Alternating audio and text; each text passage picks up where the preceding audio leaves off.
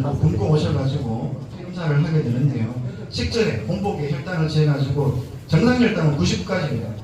100이 넘어간 당뇨라고 한 기준은 공복 혈당 재는 게 125, 2시간 혈당은 이 200 넘어가면 당뇨라고 그러고요. 요즘은 당활색소 해가지고 병원에 가서 피검사를 하실 건데 당활색소 수치가 6.5부터 당뇨라고 진단을 하거든요.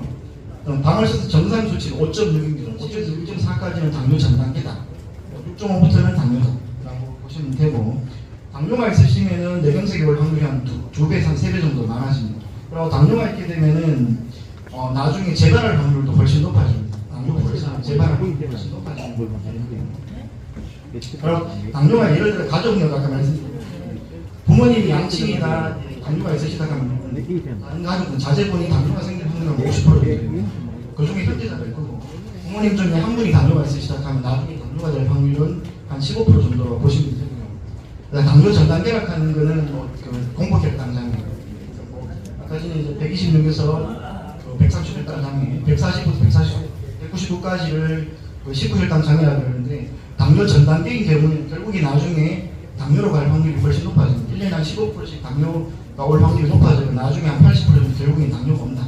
근데 당뇨 전 단계가 정상이 될 수가 있습니다. 관리를 잘 하시면 당뇨 진행은 안 하고 정상으로도 되실 수 있다. 고려하시면 됩니다. 그 다음 경동맥 협착입니다. 제가 경동맥 초음파 말씀을 드릴게요. 여기 중간에 새까맣게 좁아지면 저 부분을 초음파를 보는 거거든요. 경동맥 협착이 있으시면은 보통 이제 우리 뇌경색 있을 때 목의 경동맥 아니면 머리 아래 대리혈관이 좁아지는 게 뇌경색이 올 수 있는 조건이 한 20% 정도가 되고, 심장병 때문에 오는 경우가 한 25% 정도 됩니다. 나머지 작은 혈관들, 뭐 고혈압 이런 것들 작은 혈관이 막혀가 오는 게 한 20%. 이유가 있긴 있는데 혈관병 같은 것들 생기면 한 5% 정도 되고, 나머지 한 30% 이상은 본인을 잘 모르는 경우라고 보시면 됩니다. 그러니까 뭐 알고 있는 위원회가 다 조사하더라도 한 3분의 1 정도는 이유는 모른다. 왜 생기는지. 경동맥 협착이 중요한 거는 이 예전 같은 보통 시장 사람들은 뭐 바깥에 동양인들은 머리 아니라 요즘은 이제 바뀌어가지고 식습관이 소화되니까 요즘 동양인들도 경동맥 쪽에 협착이 있는 경우에 뇌경색이 올 확률이 많다고 되어 있고요. 보통 인구들이 생기게 되면 한 2배 정도 뇌경색이 올 확률이 훨씬 높아집니다. 무증상 경동맥 협착이라고 있는데, 이 경동맥 초음파를 해가지고 퍼센트를 재거든요. 퍼센트를 재는데 기준은 50%입니다. 보통 이제 50% 넘어가면은 약을 쓰기 시작해야 된다. 약하는 건 이미 알고 계신 아스피린 하는 약을 쓰셔야 되는 거고, 정상이 생기기 시작하는 게 70%이기 때문에 70% 넘어가게 되면은 수술도 고려할 수 있다. 방송 같은 데 보면 여기 목에 수술하시면 제가 끄집어 내는 거 보셨을 텐데, 70%가 넘어가면은 수술을 고려를 합니다. 다 하는 게 아니에요. 60% 넘어가게 되면은 그때부터도 이제 약을 드시고 수술을 고려를 하실 수 있는데요. 정상이 있는 경우, 정상 가면 내가 6개월 이내에 중풍 증상이 있었다, 아니면 힘이 빠졌다 돌아왔다든지 증상이 있었을 경우에는 70% 이상의 협착이 있는 경우에 수술 경우에 60% 넘어가면은 시술을 고려를 합니다. 다 하는 게 아니에요. 그렇게 보시면 되고, 50% 넘어가면은 무조건 약을 쓴다. 50% 미만인 경우에는 약을 쓰는 것을 거의 고려를 해준다고 알고 계십니다.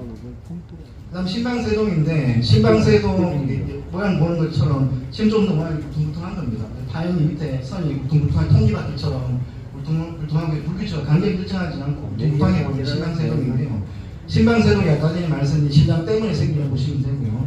심방세동파는 연세가 드시면서 점점 늘어납니다. 80대가 넘어가시면은 한 10% 정도에서도 심방세동이 있을 수 있는 정도다라고 보시면 돼요. 심방세동이 있게 되면 이게 불규칙하게 뛰니까 혈전이 잘 만들어집니다. 잘 만들어져가지고 이게 나라에서 중요한 이유가 막히게 되면 큰 혈관이 막힙니다. 큰 혈관이 막혀가지고 병이 아까 처음에 사진 CT 보셨던 것처럼 크게 옵니다. 이게 짧게 오는 게 아니라 아주 크게 오기 때문에 생명이 임할 수 있는 정도다. 보통 심방세동이 있으면 뇌경색이 올 확률이 한 4배, 5배 정도 늘어나고요. 류마티스는 판막질환 해가지고 뭐 승모판 협장증하고는 그런 병들이 있는데, 류마티스성 판막 질환이 동반되게 되면 뇌경색 올 확률은 훨씬 늘어나가지고 18배까지 늘어나게 됩니다. 그리고 보통 치관 유형의 한 4% 정도에서 재발을 할 수 있습니다. 뭐 작은 3.5%, 한 4% 정도의 유형에 뇌경색이 생길 수 있고요. 만약에 내가 심방세동도 있고 과거에 뇌경색이 있었다 그러시면 1년에 올 확률이 한 12% 정도 늘어나고, 거기다가 보통 약 쓰게 되면 심방세동은 아스피린은 효과가 없습니다. 아스피린 써서는 안 되고, 예전에 뭐 심장 수술하고 나면 드시는 피 검사해가면서 쓰는 와파린 같은 약이 있는데 와파린을 드시거나 아니면 요즘 새로 나온 약 예전에 와파린 같은 경우는 뭐 피검사 어린 게 있었는데 요즘 와파린 모아디락 하는 약이 있습니다. 그 약 드시는 거, 뭐 프라닥스 하는 약도 있고 자릴톡 하는 약도 있고 뭐 릭시아나 일키스 하는 약 아마 드시는 분도 계실 텐데 그런 약들을 쓰거든요. 쓰면은 뇌졸중이 올 확률이 한 4% 정도 줄일 수 있다고 되어 있습니다. 예, 다음. 이거는 이제 뭐 점수 보는 건데 예를 들어 점수가 뭐 보통 약 쓰는 게 요 점수 내는 게 기준이 있는데요. 이게 2점이 넘어가게 되면은 약을 쓰십시오. 그러니까 하는 거지. 와파린이나 이런 약을 쓰십시오 하는 적용인데 요즘에 와 없으세요. 자로 그 전부 다 새로 나온 약들. 방금 말씀드린 뭐 자일토나 익시아나 일키스칸 약들을 쓰는 걸로